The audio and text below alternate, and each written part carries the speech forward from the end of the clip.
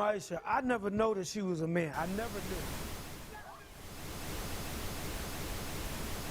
I believe that our education, like such as in South Africa and the Iraq, everywhere like such as.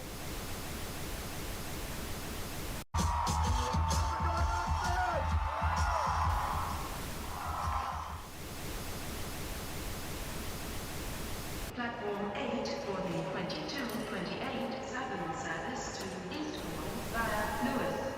Please join flight 2. One option, placing a tracking microchip under a service member's skin. Former Special Operations Officer.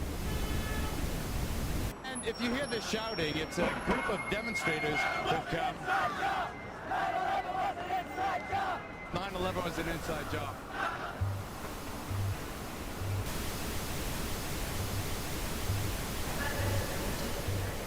Calling at Lewis and Eastbourne.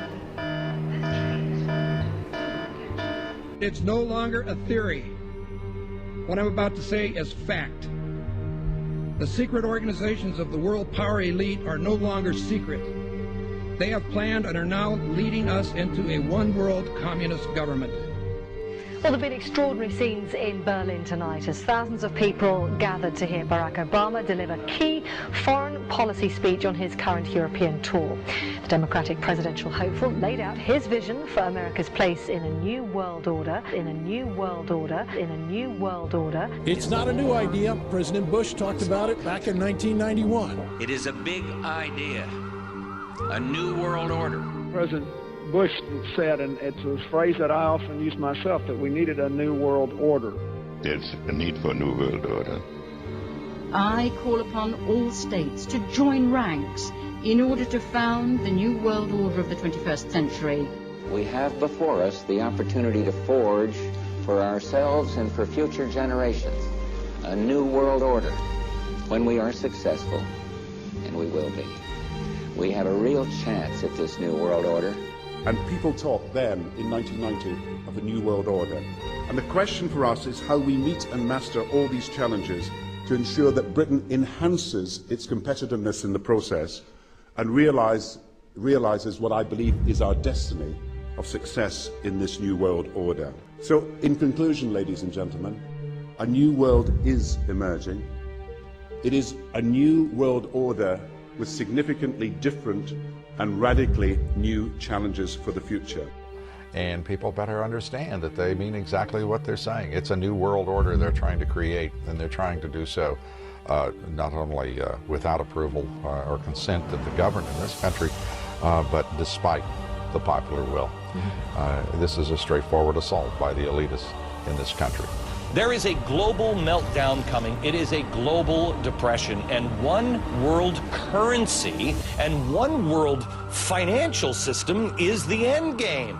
China said last week they want one global currency. France said yesterday or the day before that they want one world order, a new world order, at the end of this event.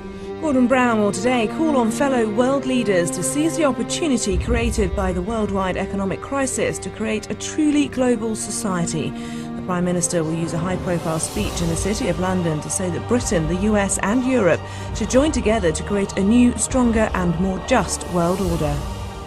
This engineered collapse is there as a massive problem through which you offer the solution, and the solutions are the infrastructure we've been predicting all this time, including the World Central Bank. The goal of this manipulation, and has been for a very long time, is to get the world population to see as a good idea, or the only option in given circumstances that are manipulated into place, the creation of a one world government, a world central bank which would administer all financial transactions on the planet, a world currency, and a microchipped population linked to a global computer. The wealthy elite who have the money and the power know that if they can create a one world global social system, that they can control the central authority. In other words, world control, world domination, one of the oldest desires in the history of the world. There's a very, very clear-cut and easily identifiable system in place that puts all of these elements from media control to government control to energy control together into one apparatus working together effectively towards its final goal, which is, global control. Because of the compartmentalized pyramids that they've constructed within all these institutions of government and finance and corporations, the vast majority of people who are daily making contributions to push the world in this towards this Orwellian global state have no idea that they're doing that because they don't know how their contributions fit in with everyone else's. Only the few at the top do. Most people don't have a clue that unelected private bankers actually control the governments of the world.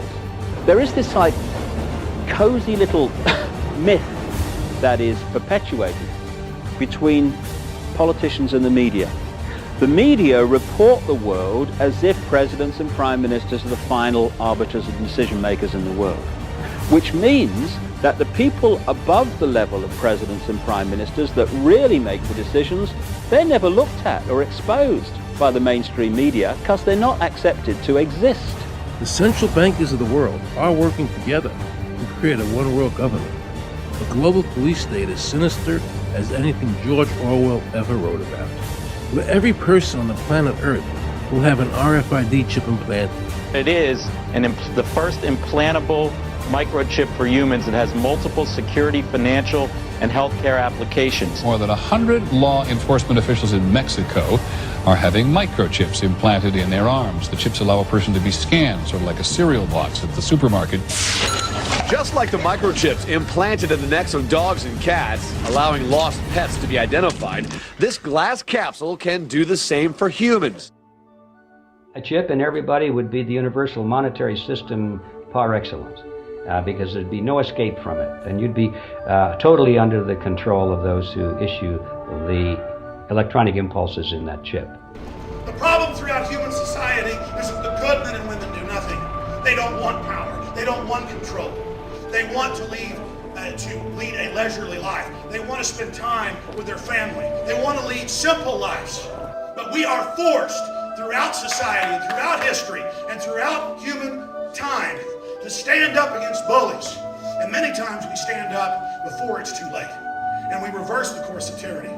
But more often than not, we don't stand up in time, and horrible things have to happen first, so decadent societies learn why liberty and freedom is so precious. If you think you don't like the situation now, then think what you're going to face a little way down the road, and more than anything, think of what your children are going to have to face. Because you think we live in a controlled society now, this is nothing compared with what they are going to have to live in.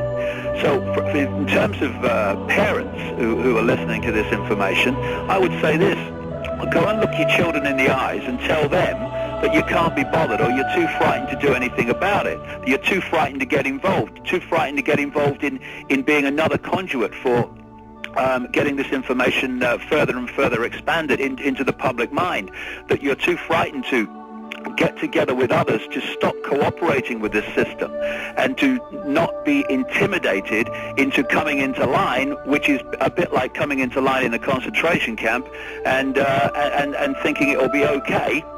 As long as you stay in line and you do as you're told, you'll be fine. And then you realize at the end of it, well, actually, it ain't fine. And if you'd have all rebelled earlier, then you wouldn't be in the situation you're facing now. The point of mathematics alone ought to let us see where the real power is here. There are billions of people, 6 billion, nearly getting on to 7 billion on this planet, who are being manipulated.